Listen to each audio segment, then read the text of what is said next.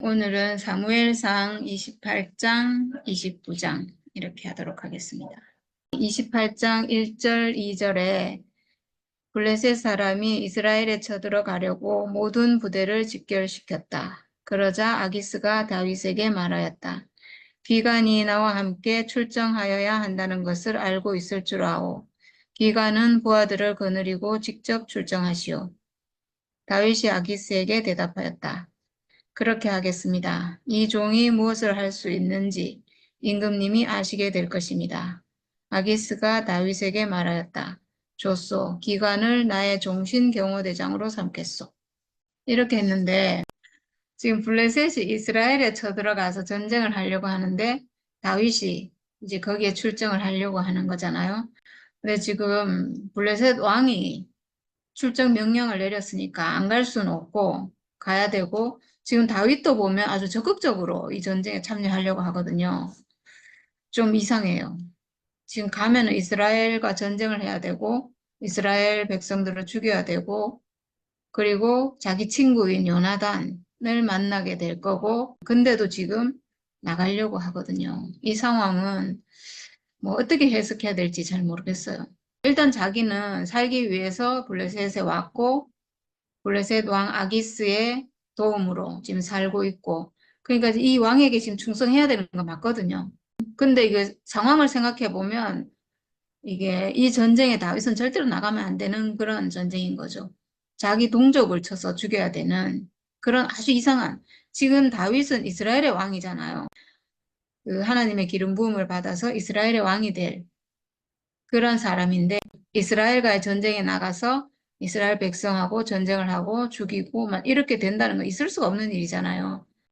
근데 지금 이제 어쩔 수 없이 나가겠다고 이렇게 말하는 것 같아요. 지금 블레셋 땅으로 올 때도 하나님께 가도 되겠습니까? 하고 물어본 게 아니고 자기가 생각해서 깊이 생각해보고 거기로 가는 것밖에 길이 없겠다. 이렇게 해서 갔잖아요. 사실 그때도 물어봤어야 되고 어떻게 해야 되겠습니까? 이렇게 하면 뭐 이스라엘 땅에 있으라든지 아니면 어디로 가라든지 이렇게 했을 건데 그렇게 안 하고 자기 뜻으로 갔잖아요.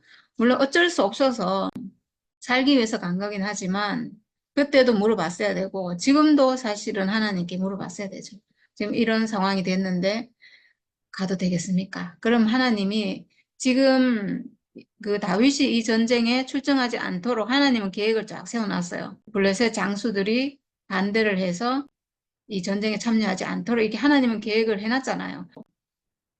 이런 상황인데 이스라엘의 그 사울은 지금 어떤 상태인가 지금 블레셋이 쳐들어온다는 얘기를 듣고 지금 너무 두려워가지고 그 무당을 찾아가는 그런 얘기가 나와요.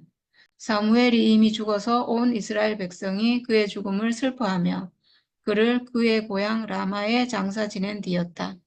그리고 사울이 나라 안에서 무당과 박수를 모조리 쫓아낸 때였다. 바로 그때 블레셋 군대가 모여서 수넴에 진을 쳤다. 사울도 온 이스라엘 군을 집결시켜 길보아 산에 진을 쳤다. 사울은 블레셋 군의 진을 보고 두려워서 마음이 몹시 떨렸다. 지금 블레셋 군은 굉장히 강한 군대고 지금 전쟁해서 사울은 이길 수가 없잖아요. 이길 수 없는 상태고 너무나 자신이 없고 떨릴 수밖에 없죠. 하나님이 떠났고 자기도 하나님이 함께하는 위치에서 떠났고 그러니까 그리고 자기가 의지할 수 있는 유일한 사람인 사무엘도 죽었고 그러니까 이제 자기는 너무 두려운 거죠. 다윗이 있었으면 다윗이 싸워주잖아요. 다윗이 싸워주면 자기가 이길 텐데 이 정말 승리하는 장수를 자기가 결국은 쫓아보내서 적군의 수중에 지금 들어가도록 이렇게 해버렸잖아요. 자기에게 유일한 승리를 가져다 줄 수 있는 장수인데 못 살게 굴어가지고 쫓아보내고 아유 정말 진짜 비극이에요. 두 번이나 23장이랑 26장에서 사울이 다윗을 잡으러 왔는데 다윗이 사울을 죽일 수 있는 상황이었는데 죽이지 않고 처음에는 옷자락을 잘랐고 두 번째는 물병을 가져가고 이렇게 하면서 나는 왕을 죽일 생각이 없습니다. 이런 다윗이 자기 마음을 전했잖아요. 왜 지금 이 사울은 다윗을 두려워하냐 하면 자기의 왕위를 뺏고 그리고 자기를 죽일까 봐. 그래서 두려워하는 건데 나는 왕을 죽이지 않습니다. 이렇게 계속 그렇게 했는데도 불구하고 그래도 다윗을 경계하고 두려워하고 이렇게 하잖아요. 이게 속아서 그런 건데 저는 목사님을 보면서도 정말 그런 안타까운 마음이 많이 들어요. 목사님이 저를 정말 알았다면, 제 생명을 알았다면, 저를 조금 더 경계할 필요가 없거든요. 저희 집에 그때 사람들이 많이 찾아왔는데, 그걸 보고 목사님 저를 경계했거든요. 목사님 집에 많이 찾아가야 되는데. 근데 어쨌든 목사님이 저를 아셨으면, 우리 집에 사람이 아무리 많이 와도요, 저는 그걸로 제가 영광받을 사람이 아니거든요. 그걸로 제가 높아지고 목사님의 영광을 가로챌 사람이 아니에요. 저는 언제든지 모든 영광을 목사님께 드릴 사람이에요. 왜냐하면 이렇게 된 모든 것이 목사님이 평생을 사역하신 덕분이기 때문에 목사님 사역의 열매가 이렇게 드러났습니다. 목사님이 평생을 교회를 위해서 하셨기 때문에 이런 열매가 나왔습니다. 이런 수확물이 나왔습니다 하고 저는 이걸 목사님께 드릴 사람이거든요. 목사님 교회가 완성됐습니다. 이렇게 모든 영광을 목사님께 드릴 사람이지 제가 가로채거나 그럴 사람이 절대 아니에요. 그걸 제가 가로채서 뭐 하려고요. 아무도 저를 인정 안 해주는데 그런다고 제가 그런다고 사람들이 저를 막 그럴 사람이 못 돼요. 제가 그렇게 높아지고 영광받고 이럴 사람이 제가 아니거든요. 저는 그럴 주제가 아닌 걸 너무나 잘 알기 때문에 그리고 제가 한 게 아니잖아요. 제가 이렇게 된 것이 사람들이 저를 좋아하는 게 제 공로가 아니잖아요. 제가 잘나서 그렇게 된 게 아니잖아요. 모든 게 하나님의 은혜고 그리고 목사님이 평생을 오직 교회를 위해서 사신 결과로 이렇게 된 거니까 제가 절대로 목사님의 건의를 뭐 탐내거나 그거를 가로채거나 이렇게 할 사람이 아닌데 그걸 아셨으면 절대로 목사님이 저를 경계 안 하셨을 거예요. 그랬으면 저를 죽이려고 안 했겠죠. 그랬으면 정말로 목사님 마지막에 저보고 너는 나의 동역자다 이렇게 했잖아요. 정말 그때 그렇게 아시고 쭉 그렇게 아셨으면 정말 좋았을 텐데 정말 동역자로 정말 신부로 함께 이 교회를 이루고 그렇게 했을 건데 다른 마음이 들어와서 경계하는 마음이 들어와서 시기하고 질투하는 마음이 들어와서 저를 죽이려고 하고 저를 가짜라고 하고 막 이렇게 교회 앞에서 끊임없이 그 얘기를 하지 않을 수 없는 이렇게 된 게 정말 너무 안타깝거든요. 저는 그럴 사람이 아닌데 목사님을 세워줄 사람이지 제가 목사님을 나쁘게 하고 해롭게 할 사람이 아니잖아요. 근데 하여튼 속은 거죠. 속아서 그렇게 된 거죠. 그것처럼 지금 사울도 마찬가지예요. 자기가 지금 너무나 어려운 상황에 빠졌는데 자기 구해줄 사람 오직 다윗밖에 없어요. 근데 지금 다윗을 핍박하고 죽이려고 해서 멀리 떠나보냈고 자기는 지금 사무엘도 죽었고 자기는 자기를 도와줄 사람이 아무도 없어요. 너무나 불쌍한 지금 처지에 빠졌거든요. 그래서 두려워서 마음이 몹시 떨렸고 그리고 사울이 죽게 물었으나 주께서는 그에게 꿈으로도 우림으로도 예언자로도 대답하여 주지 않으셨다. 정말 너무 마음 아픈 그런 일이죠. 얼마나 절박한 상황이면 꿈에서라도 알려주시기를. 그리고 우림으로 물었다는 것은 제사장의 에봇을 통해서 하나님께 물었을 건데 응답이 없고 예언자에게 물었을 건데 대답이 없고 아무런 대답을 못 받았다는 거잖아요. 이게 그 위치를 빗나간 사람에게 하나님은 대답하여 줄 수가 없어요. 중보자가 늘 있어야 되는데 유일한 중보자였던 사무엘이 죽었고 그리고 자기 앞에 정말 자기를 이끌어줄 다윗을 자기가 세웠으면 다윗을 만약에 다윗을 인정하고 받아들였으면 다윗은 사울이 죽을 때까지 충성했을 거예요. 물론 그 뒤를 이어서 다윗이 왕이 됐겠지만 사울을 왕으로 세우고 자기는 거기에 충성하고 이렇게 할 사람이거든요. 근데 그 다윗을 경계하고 죽이려고 하고 결국은 자기를 도와줄 유일한 사람을 잃어버린 거예요. 그러니까 이제 더 이상 자기에게는 어떤 중보자도 없어요. 하나님과 사람 사이에 중보자가 있어야 되는데 중보자가 없으면 하나님 오실 수가 없죠. 오시고 싶어도 오실 수가 없고, 이 사람은 지금 하나님 백성인데 거기서 빗나간 그 사람이잖아요. 그 자리에서 이탈한. 그러니까 하나님이 오실 수 없는 사람이 됐는데 이제 중보자마저 없으니까 죽음 앞에 이르렀는데 자기를 도와줄 사람이 아무도 없는 거예요. 근데 지금은요, 우리에게 영원한 중보자가 있어요. 구약에는 지금 사울같이 이렇게 돼버리면 이제 다시는 돌이킬 수 있는 길이 없어요. 하나님 오실 수 있는 길도 없고 이 사람은 이제 길이 없거든요. 회복될 길이 없어요. 멸망밖에 없거든요. 근데 지금은 예수로 말미암아서 우리에게 영원한 중보자가 지금 있어요. 절대로 없어지지 않는, 우리가 어떤 상황이 되어도 우리를 떠나지 않는 중보자가 우리에게 있어요. 왜냐하면 예수는 십자가 그 죽음으로 이 회복될 길을 열었기 때문에 우리는 어떤 순간, 어떤 상황에서 어떤 사람도 중보자가 있어요. 영원한 중보자가 우리에게 있거든요. 네. 근데 지금 사울은 그 중보자를 자기 발로 차버린 격이죠. 다윗을 멀리 쫓아버렸으니까. 그래서 이제 사울이 생각해낸 방법이 망령을 불러 올리는 여자 무당을 한 사람 찾아보아라. 내가 그 여인을 찾아가서 물어보겠다. 이렇게 해요. 그러니까 이 앞에 바로 뭐라고 했냐면 사울이 나라 안에서 무당과 박수를 모조리 쫓아냈다 이렇게 했거든요. 그러니까 하나님이 무당과 박수를 다 죽이라고 했잖아요. 그래서 또 그거 지킨다고 그렇게 했겠죠. 그러니까 하나님을 떠나도 떠난 사람도 또 하나님 계명 지키겠다고 이렇게 해요. 왜냐하면 이제 형식으로라도 내가 나는 하나님의 율법을 지킵니다. 이렇게 해야 되니까 그렇게 해서라도 은혜를 받아보려고. 자기는 위치를 빗나갔는데 지금 그 위치 돌아올 생각은 못하고 그건 안 되잖아요. 그러니까 이렇게 형식으로라도 하나님의 어떤 계명을 지켜서 좀 복을 받아보려고 하는 거죠. 그래서 무당과 박수를 다 쫓아내고 이렇게 했는데 지금 막상 자기가 죽게 되니까 이제 방법이 없는 거예요. 그래서 무당 찾아갔는데 엔돌에 망령을 불러올리는 무당이 한 사람 있습니다. 이렇게 해가지고 이제 변장을 해가지고 그 여자를 이제 찾아갔다는 거예요.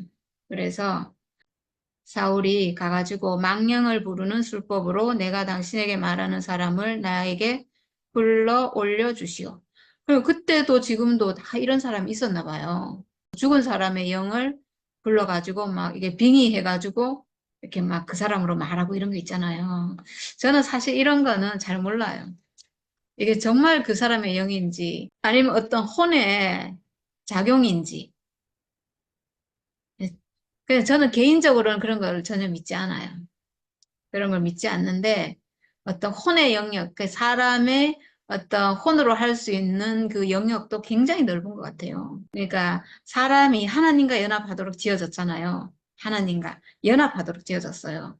그러니까 하나님의 영이시잖아요. 그 영과 연합하도록 지어졌기 때문에 어떤 다른 영, 뭐 악령이 될 수도 있고 어떤 다른 영, 하나님이 아닌 다른 영과 연합해서 어떤 이런 활동도 할 수 있는 게 아닌가.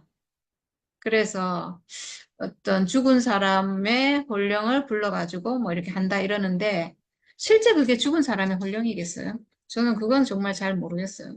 저는 근데 죽은 사람은 혼이 없다는 건 알아요. 왜냐하면 이 혼 생각이라는 것은 사람의 뇌세포에서 일어나는 활동이거든요. 생각하는 기능을 가진 이 혼, 여기서 나오는 거기 때문에 죽으면 이 육체가 없어지잖아요.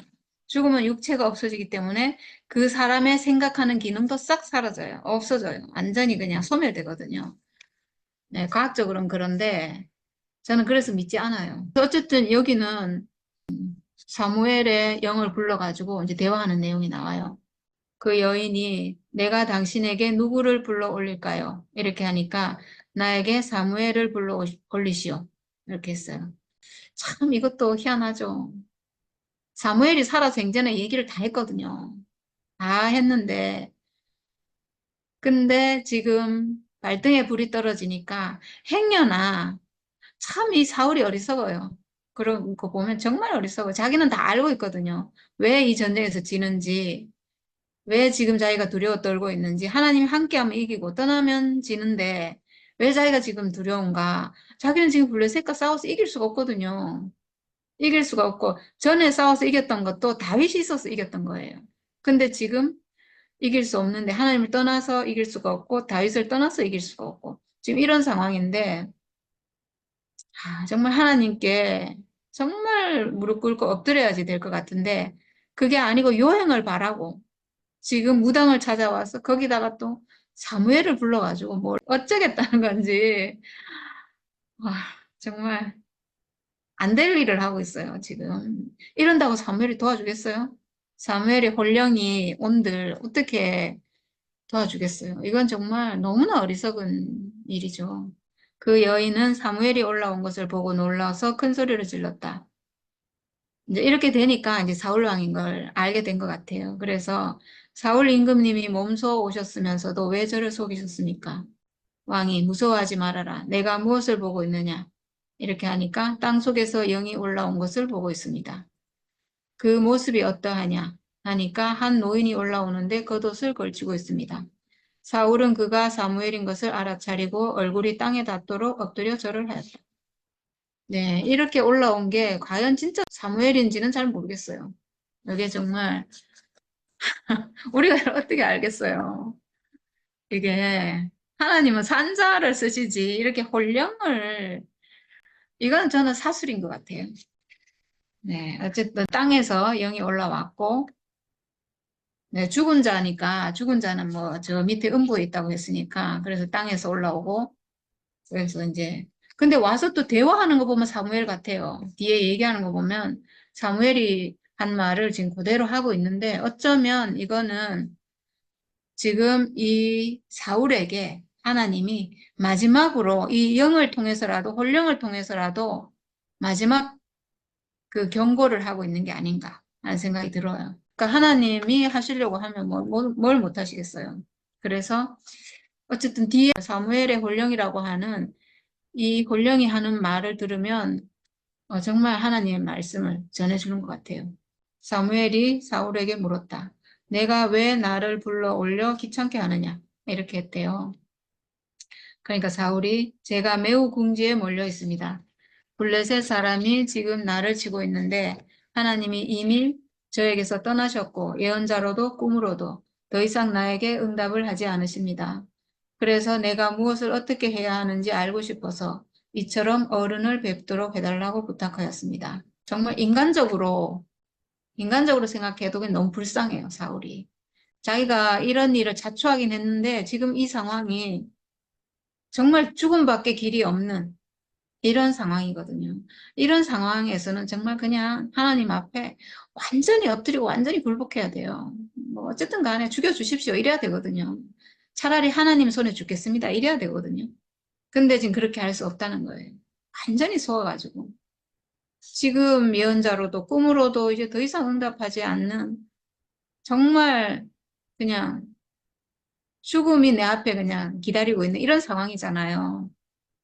그래서 자기가 어쩔 수 없이 자기에게 그래도 유일하게 호의를 베푼 사무엘, 자기에게 어쩌면 기름 붓고 왕으로 세우고 한 정말 아버지 같은 존재잖아요. 자기가 그래도 믿을 수 있고, 그래서 그 혼령이라도 만나고 싶어서 지금 이렇게 불렀는데, 네, 이렇게 했다는 거죠. 살아계신 하나님 앞에 엎드려야지. 왜 죽은 사무엘을 지금 불러내요? 그거는 하나님의 심판을 받기 싫고, 사무엘의 도움을 받고 싶고, 이런 거잖아요. 사무엘이 자기에게 잘했기 때문에, 그래도 좀 인간적으로라도 자기를 위로해 줄 것 같아서, 거기서 도움 받고 싶어서. 이거는 심판을 피하겠다는 거예요. 네, 끝까지 비겁한 거죠, 사실은. 그러니까 사무엘이 책망하였다. 주께서는 이미 너에게서 떠나 너의 원수가 되셨는데 나에게 더 묻는 이유가 무엇이냐? 주께서는 나를 시켜 전하신 말씀 그대로 너에게 하셔서 이미 이 나라의 왕위를 너의 손에서 빼앗아 너희 가까이 있는 다윗에게 주셨다. 너는 주께 순종하지 아니하고 주의 분노를 아말렉에게 쏟지 아니하였다. 그렇기 때문에 주께서 오늘 너에게 이렇게 하셨다. 네, 이렇게 하신 거는 이제 자기가 자초한 일이라는 거죠. 네, 주께 순종하지 않았고 첫 번째 사무엘을 기다리라고 할 때 기다리지 못하고 제사를 지냈고 그 다음에 두 번째 아말렉을 쳐서 완전히 진멸하라고 했을 때 사람은 다 완전히 진멸했는데 거기서 막 전리품은 다 가지고 와서 좋은 거는 다 가지고 와서 자기가 취했잖아요. 그러니까 완전히 진멸하라는 하나님 명령을 듣지 않는 건데 이건 곧 뭐냐 하면 하나님의 영원한 원수는 아말렉이에요. 아말렉 사탄의 세력이거든요. 이 아말렉은 고쳐 쓸 수 있는 게 아니에요. 사탄은 하나님께 거역하는 세력인 이 사탄은 고쳐 쓸 수 있는 존재가 아니에요. 진멸해야 되거든요. 이거는 그냥 대적이잖아요. 그래서 진멸해야 되고 완전히 멸해야 되고 하나님의 원수예요. 하나님께 대적하는 존재예요. 그걸 상징하는 게 아말렉이거든요. 그래서 아말렉의 소유는 모든 것을 완전히 진멸하라고 했어요. 완전히 죽이고 완전히 불태우고 완전히 다 없애버리고. 이게 하나님의 분노거든요. 주의 분노가 이거예요. 나의 대적, 선악과 사탄의 세력은 완전히 진멸해라. 내 안에서 하나님이 쓰실 수 있는 그 존재 외에는 나의 모든 것, 내 생각에 그 어떤 옳은 것일지라도 아말렉은 나의 가장 가까운 친족, 나의 가장 가까운 내 생각이에요, 사실은. 내가 중요하다고 생각하는 거예요. 내가 소중하다고 생각하는 거. 생명처럼 생각하는 거. 가장 좋은 거, 뭐, 말할 수가 없어요. 그게 아말렉이고 내 머릿속에 들어와 있는 거예요. 근데 이게 계속 하나님을 대적하거든요. 내 뜻대로 살게 하는 거예요, 그게. 내가 하나님 뜻대로 살아야 되는데, 하나님 뜻대로 살지 못하고 내 뜻대로 살게 하는 게 내 머릿속에 들어와 있는데, 이걸 완전히 진멸해야 된다는 거예요. 이게 선악과 사탄이거든요. 하나님이 원수로 여기는 것을 나도 원수로 여겨야죠. 근데 지금 이 사울은 하나님의 원수를 나의 원수로 여기지 않고 좋아 보여서 가져왔다는 거예요. 내가 생각하는 좋은 것을 내가 가지고 와서 취하는 이거예요. 우리가 얼마나 많이 그럴 수가 있어요. 내가 좋아하는 거, 내가 소중하게 생각하는 거, 내가 중요하게 생각하는 거. 이거 정말 생명처럼 소중한 거. 이걸 얼마나 버리기가 싫으냐고요, 우리가. 너무너무 버리기 싫은 거거든요. 그걸 가져온 거예요. 이거 하나님 용서할 수 없다는 거죠. 이거는 그냥 백성이 그런 일을 했으면 그냥 백성 한 사람 진멸하고 뭐 한 사람 죽이고 이러고 끝날 문제지만 이건 왕이잖아요. 왕은 더 완전하게 하나님 명령을 따라야 돼요. 왜냐하면 왕 한 사람이 잘못하면 온 백성이 다 잘못된 길로 가거든요. 그러니까 왕은 철저하게 완전하게 하나님 명령을 따라야 되는 거예요. 더 완전하게 하나님의 원수가 내 원수가 돼야 되는 거예요. 하나님이 원수라고 생각하는 내 생각 속에 있는 아주 중요한 거, 아주 중요한 거. 이렇게 말하면 사람들이 그게 뭔지 참 궁금할 거예요. 사람은 다 자기가 중요하게 생각하는 게 있거든요. 예, 그런 모든 것이에요. 생각으로 하는 모든 것이에요. 모든 것, 싸그리. 완전히 진멸해라. 완전히. 그냥 나는 육체 가졌고, 이 피가 흐르는 이 살과 이 피, 이 육체 가진 사람이고, 내 생각이라는 것은 내가 생각하는 기능이다. 나는 기능체다. 이것 빼고 모든 것이에요. 그러니까 이게 나라, 그 기존에 내가 나라고 했던 그 나는 완전히 죽은 거죠, 사실은. 완전히 끝난 거죠. 나는 그냥 형상이에요, 형상. 육체로 지어졌고 산원의 기능을 가진, 생각하는 기능을 가진 이것만이 나고, 이것만이 진실이고 실제고, 이것만이 하나님께 쓰여지는 온전한 하나님의 형상이에요. 이게 나예요. 그러니까 내가 중요하게 생각하는 거 없는 거죠. 내가 중요하게 생각하는 하나님밖에 없어요. 나는 하나님의 형상이에요. 하나님이 쓰실 몸인 거예요. 나는 하나님 앞에 있는 사람이에요. 일단 이게 돼야지 하나님이 쓸 수 있는 사람이 되고 그 다음에 내가 모든 걸 할 수 있어요. 가령 내가 가장 중요하게 생각할 건 우리 애들이죠.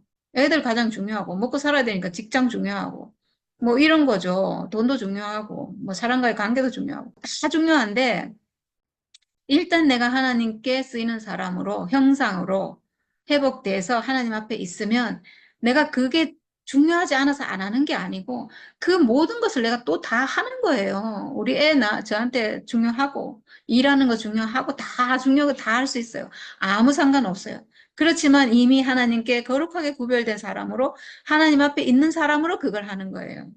그렇게 되면 그 모든 것이 다 거룩해져요. 애를 사랑하는 것도 이제 더 이상 선악과에 속아서 사랑하는 게 아니에요. 내 욕심으로 사랑하는 게 아니에요. 내 욕심으로 내가 돈 버는 것도 아니고 그런 모든 것에서 선악과 사탄이 싹 사라지고 난 다음에 그 모든 것을 하는 거예요.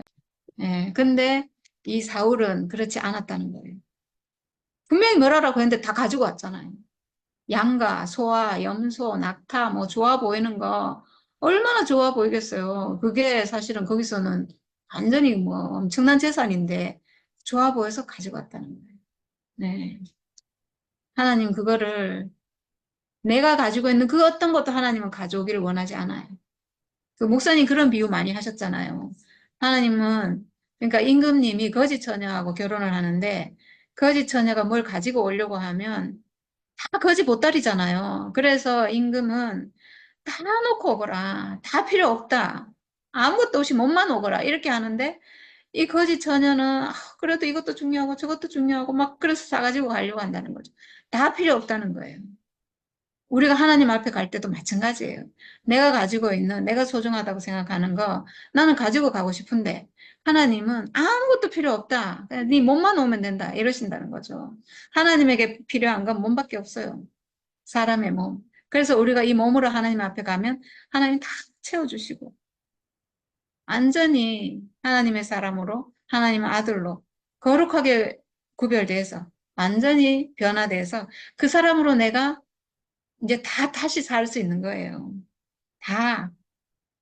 그래서 저는 정말 저는 그렇게 해서요. 완전히 끝난 사람으로 다시 시작했는데 완전히 인생이 새롭게 재편성됐어요. 모든 것이.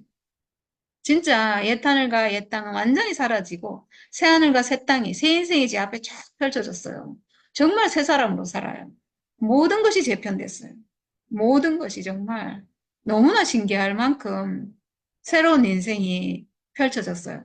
제가 전에나 지금이나 하는 거 똑같이 하고 있는데 근데 완전히 다른 사람으로 새 사람으로 모든 걸 하고 있어요. 이렇게 된다는 거죠. 네, 주의 분노를 아말렉에게 쏟지 아니하였다. 내 생각을 소중하게 생각하면요. 주의 분노를 아말렉에게 쏟지 않은 게 돼요. 하나님이 원수로 생각하는 걸 내가 원수로 생각하지 않는 거예요. 그러면 하나님 사람으로 쓰일 수가 없어요. 네, 사울이 그런 잘못을 저질렀다는 거죠. 그래서 버림받아 됐어요. 그 사람 하나님 쓸 수가 없어요. 네. 그래서 그렇기 때문에 주께서 오늘 너에게 이렇게 하셨다. 네, 맞는 거죠. 그렇게 해서 이렇게 된 거예요. 그렇게 해서 하나님 떠났고 하나님이 함께 할 수 없는 사람이 됐고 다른 족속은 뭐 힘으로 싸워서 이기고 능력으로 이기고 이렇게 되겠지만 이스라엘의 전쟁은 언제든지 하나님과 함께해야 이기는 전쟁이에요. 그러니까 질 수밖에 없고 지금 죽을 위기에 처한 거죠. 네. 그래서 주께서는 이제 너와 함께 이스라엘도 블레셋 사람의 손에 넘겨주실 터인데 너는 내일 내 자식들과 함께 내가 있는 이곳으로 오게 될 것이다. 주께서는 이스라엘 군대도 블레셋 사람의 손에 넘겨주실 것이다. 와, 이렇게 정말 이제 마지막 말씀을 하신 것 같아요. 이건 정말 하나님 말씀이잖아요. 어쨌든 사울이 사수를 써가지고 사무엘의 혼령을 불러가지고 그 사무엘의 말을 듣겠다 이렇게 했는데 이 과정은 저는 이건 믿지 않아요. 이건 정말 사무엘의 영이 뭐 올라와서 이렇게 했다 이렇게 생각하지 않고 어떤 사수를 부리고 어떤 영과 지금 연합을 해서 그 영이 말하는 건데 사무엘의 영이라고 하는 혼령이라고 하는 어떤 영이겠죠. 가짜 영 말하지. 이 혼령을 들어서도 하나님이 당신의 말씀을 하신 것 같아요. 이것도 하나님 쓰신 것 같아요. 그래서 이제 마지막 심판을 하실 그거를 지금 이렇게 말씀하고 있어요. 이제는 이거는 정말 돌이킬 수가 없죠. 그 전에 돌이킬 수 있는 기회가 참 많았는데 사실 지금 여기서도 돌이킬 수 있어요. 여기서도. 정말 하나님 앞에 지금 사무엘의 혼령을 지금 찾아갈 게 아니고 하나님 앞에 완전히 무릎 꿇고 엎드리고 여기서는 정말 죽여주십시오. 이렇게 해야 돼요. 정말. 저를 죽여주시고 우리 애들을 살려주십시오. 이렇게 해야 돼요. 그리고 다윗을 왕으로 세우시고 이렇게 하면 정말 뭐 사울은 죽을 수도 있어요. 사울은 죽일 거예요. 아마도. 이건 방법이 없기 때문에. 왜냐하면 사울은 그렇게 말하고도 또 바꿀 사람이거든요. 또 딴 마음이 들어서 또 바꿀 사람이기 때문에 그렇게 하면 사울은 죽겠지만 자식들은 안 죽을 수 있거든요. 그럼 다윗을 불러와서 왕으로 세우고 이렇게 마지막까지 어떤 길이 있었는데 마지막까지 하나님 앞에 있는 그 길로 가지 못하고 이렇게 완전히 엉뚱한 길로 가서 이제 완전히 마지막 말을 들은 거예요. 그러자 사울은 갑자기 그 자리에 쓰러져 땅바닥에 벌렁 넘어졌다. 사무엘의 말을 듣고서 너무나 두려웠기 때문이다. 네, 저는 정말 그랬을 것 같아요. 완전히 이제 내일 너와 네 자식들이 다 죽을 것이다. 죽어서 이제 내가 있는 이 죽은 자들의 땅으로 오게 될 것이다. 이 말 들었잖아요. 그리고 모든 이스라엘 군대도 블레셋에 져가지고 다 패배할 거고 죽임을 당할 거고 이런 얘기를 들었으니 얼마나 두려워요. 안 그래도 죽을 것 같은데 사무엘을 통해서 그래도 하나님 은혜를 좀 받아가지고 어떻게 좀 이 위기를 모면해 볼까 했는데 그게 아니고 완전히 패할 것이다. 와, 이런 말을 들었으니까 이제 이거는 완전 끝난 거죠. 그래서 그 뒤에 이제 이 무당인 이 여자가 먹을 걸 좀 주겠습니다. 뭐 이렇게 하는 내용이 나오는데 이 여자가 뭐라고 하냐면 제가 임금님께 음식을 좀 대접하여 드리겠습니다. 임금님이 길을 더 가시려면 기운을 차리셔야 하니 음식을 드시기 바랍니다. 그러자 사울은 아무것도 먹고 싶지 않다라고 하면서 그 여인의 청을 거절하였다. 이렇게 했는데 이제 사울의 신하들까지 그 여인과 함께 사울에게 권하니 사울이 그들의 말을 듣고 땅바닥에서 일어나 침대에 앉았다. 그리고 여자가 집에서 키운 살찐 송아지 한 마리가 있는데 그걸 서둘러서 그것을 잡고 그리고 밀가루를 가져다가 반죽하여 누룩을 넣지 않은 빵을 구워서 사울과 그의 신하들 앞에 차려놓으니 그들은 그 음식을 먹고 일어나서 그 밤에 떠났다. 이런 내용이 뒤에 나오거든요. 굉장히 특이하죠. 이 여자가 이렇게 대접했다는, 그리고 이게 대접하는 것도 그냥 보통 대접이 아니에요. 자기 집에서 키운 송아지를 잡고 밀가루를 반죽해서 무교병을 만들어서 이렇게 대접했다는 건데, 이건 마치 제사 드리는 것처럼 굉장히 지금 극진하게 지금 대접을 한 거거든요. 하나님께 드리는 것처럼. 왕이라서 뭐 그랬을 수는 있는데, 저는 그렇게 보이지 않고 이스라엘에서 아마 사람을 가장 극진하게 대할 때 이렇게 하지 않나 싶어요. 송아지를 잡고 이렇게 아주 이렇게 대접을 하는데 저는 그냥 이게 왜 이렇게 했을까 좀 이해는 안 되는데 그냥 이렇게 생각이 돼요. 사울이 지금 이 사울의 처지가 이 여자 무당의 입장에서 볼 때도 너무 불쌍하게 보인 거죠. 그래서 왕이 돼가지고 하루 종일 뭘 먹지도 못하고 지금 이렇게 기진맥진해 있는 게 그렇게 보이지 않았을까? 이 여자의 눈에. 네, 하여튼 그런 생각이 들고. 네. 그리고 29장인데요. 29장은 그냥 간단하게 하고 넘어갈까 싶어요. 왜냐하면 여기는 뭐 특별한 내용이 없고 짧기도 짧고 지금 이제 블레셋 사람은 모든 부대를 아벡에 집결시켰고 이스라엘 사람은 이스르엘에 있는 셈가에 진을 쳤다. 다윗도 부하를 거느리고 그 행렬의 맨 뒤에서 아기스와 함께 나아갔더니 블레셋 사람의 지휘관들이 항의하였다. 아기스라는 이 왕은 참 사람이 또 좋은 것 같아요. 저는 어쩌면 하나님이 이 아기스라는 왕을 쓰신 것 같아요. 다윗을 받아들일 때도 거기서 다윗이 살 수 있도록 그렇게 해서 호의를 베풀고 지금 그리고 사울이 이 전쟁에서 죽잖아요. 그러니까 이 블레셋 왕을 통해서 지금 사울 왕을 징계하는 거잖아요.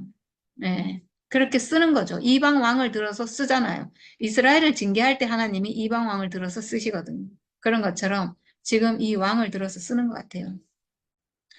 그래서 이 왕은 다윗에게 굉장히 호의를 베푸는데 장수들은 또 그렇지 않아요. 장수들은 여기 지금 말하는 장수들이 굉장히 저는 똑똑하다 이 생각이 들어요. 아기스 이 왕은 다윗에게 굉장히 호의를 가지고 아주 좋게 생각하기 때문에 이것까지 생각을 못하는 것 같아요. 가다가 싸우러 갔다가 다윗은 언제든지 하나님의 명령에 따라서 돌이켜가지고 다시 블레셋을 칠 수도 있는 사람이거든요. 지금 만약에 전쟁에 나갔다면 그렇게 돼야 돼요. 왜냐하면 다윗은 절대로 이스라엘을 치면 안 되거든요. 이스라엘 사람을 죽이면 안 돼요. 절대로 죽일 수가 없어요. 그 나라의 왕이 돼야 될 사람이 그 백성을 죽였다면 왕이 될 자격이 없잖아요. 그러니까 만약에 이 전쟁에 참여했다면 반드시 돌이켜가지고 이스라엘 편에 서서 싸워서 블레셋과 전쟁에서 블레셋을 쳐야 되거든요. 그러니까 그렇게 하면 또 그러니까 가면 안 되는 거죠. 안 되기 때문에 이 장수들을 들어서 다윗이 그 전쟁에 참여하지 못하도록 이렇게 만드는데 블레셋 족속의 지휘관들은 다윗에게 분노를 터뜨렸다. 그리고 지휘관들이 아기스에게 강요하였다. 그 사람을 돌려보내십시오. 왕이 그에게 지정하여 준 곳으로 그를 돌려보내시고 우리와 함께 전쟁터에 나가지 않도록 하여 주십시오. 싸움터에 나가서 그가 우리의 대적으로 돌변할지도 모르는 일입니다. 그가 무엇을 가지고 자기의 주인과 하야할 수가 있겠습니까? 우리 군인들의 머리를 잘라다 바쳐서 하지 않겠습니까? 이렇게 했어요. 그리고 뒤에 보면 그가 바로 이스라엘 백성이 춤을 추면서 사울은 수천 명을 죽이고 다윗은 수만 명을 죽였다 하고 죽여 세웠던 그 다윗이 아닙니까? 네, 이렇게 해요. 그러고 보면 이 사람들이 다윗의 정체를 사실 다 알고 있어요. 네, 모르는 줄 알았는데 다 알고 있네요. 그러면서도 이제 받아들였고, 왜냐하면 받아들인 것도 다 계획이 있겠죠. 왜냐하면 다윗이 사울에게 계속 쫓겨가지고 다니니까 사울과 다윗은 원수간이죠, 사실은. 맞잖아요. 원수 같은 관계니까 사울이 자기의 적이니까 이 다윗을 받아들이면 이 다윗이 사울과 대적해서 싸울 수 있다. 이렇게 생각했겠죠. 자기들 편이 될 것이다. 이렇게 생각했으니까 받아들였겠죠.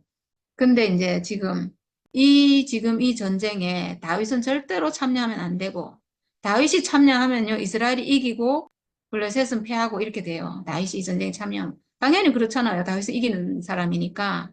근데 지금 하나님이 이 전쟁을 일으키신 것은 사울을 징계하기 위한 거거든요. 그러니까 사울을 징계하기 위해서 이 왕을 지금 이 블레셋을 들어 쓰는 거기 때문에 이 전쟁에서 이스라엘은 져야 되는 거죠. 그러니까 다윗이 나가면 안 되는 거예요. 다윗이 이 전쟁에 참여하면 안 되는 거예요.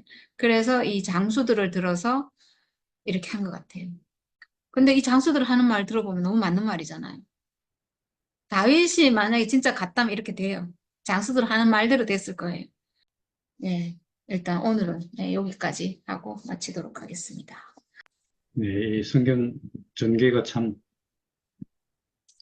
예, 묘하네요. 다윗이 블레셋으로 갔는데, 예, 하나님이 보냈다.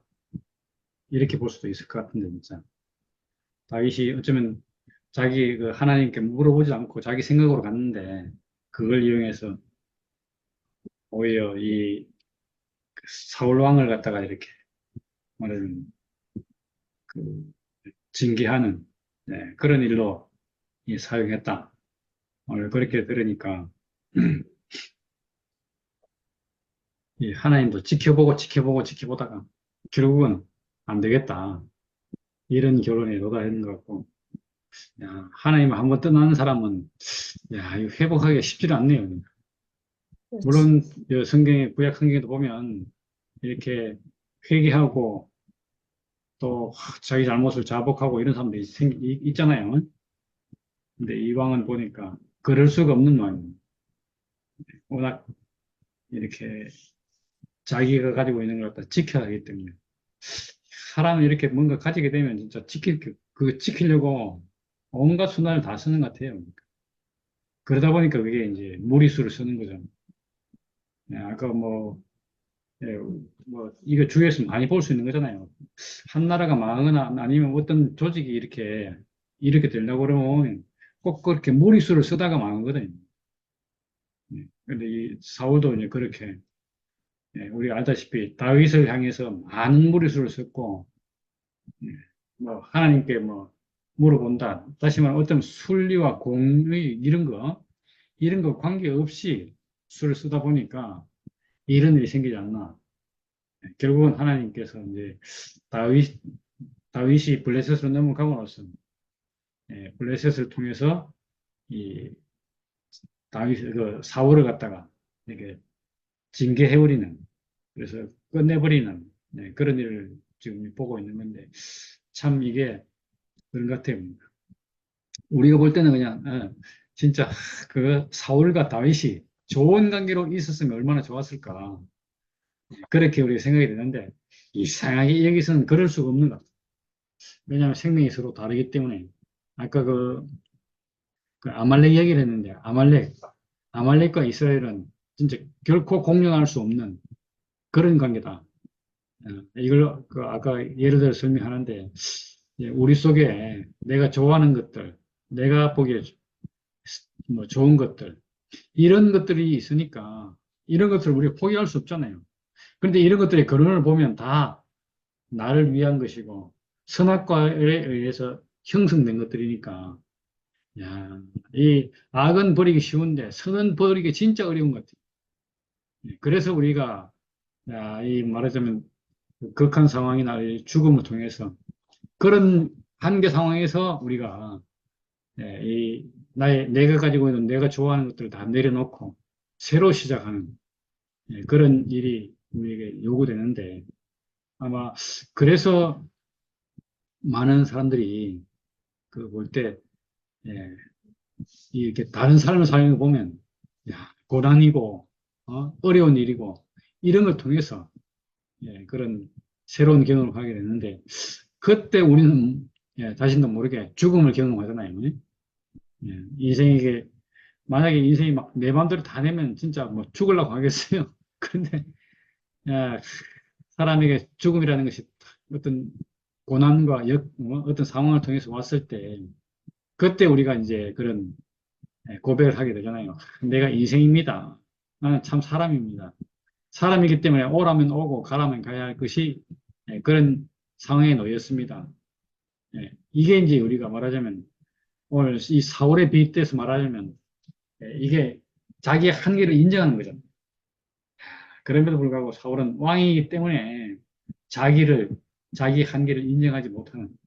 그래서 다른 수를 써서라도 이겨보려고 하고 지켜보려고 하고 끝내 놓지 않게 되고 그러다가 이제 결국은 죽게 되는 일까지 연결되는 건데 야, 이걸 통해서 우리가 볼 수 있는 것이 한계 상황이 왔을 때 우리가 인생을 알면 예, 비록 내가 옳고 의롭고 뭔가 하더라도 내려놓을 수 있는 우리가 그런 말하자면 비책이랄까요?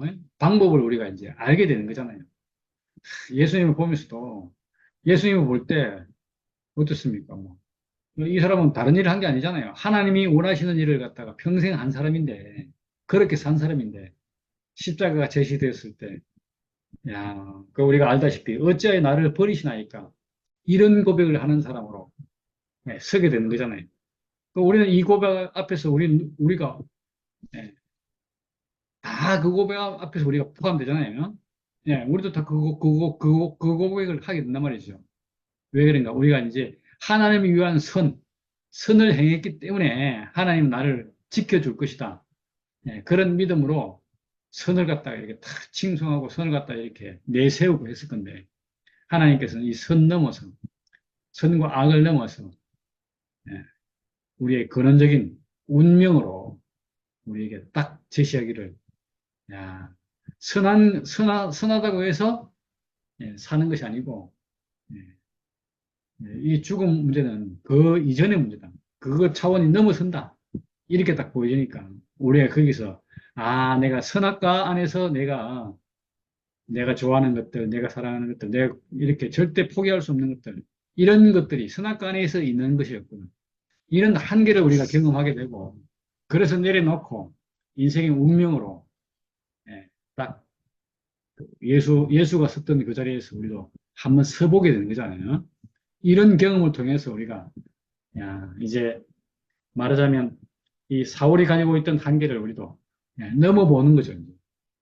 사울은 자기의 소중한 것을 끝까지 잃어버리지 않도록 하기 위해 잃어버리지 않으려고 하다 보니까 결국은 자기 목숨마저 망해버리는 지금 돌아올 길을 제시했음에도 불구하고 돌아올 수 없는 그런 사람으로 가게 됐는데 우리는 지금 이제 그와 달리 하나님이 보시고 이럴 때 지금 사울 같은 상황이 됐을 때 돌아올 수 있는 길을 우리가 알게 되었고 돌아오는 것이 인생이라는 것을 알게 되니까 얼마나 우리에게 새로운 길이 제시되었고 새로운 생명이 제시된 건지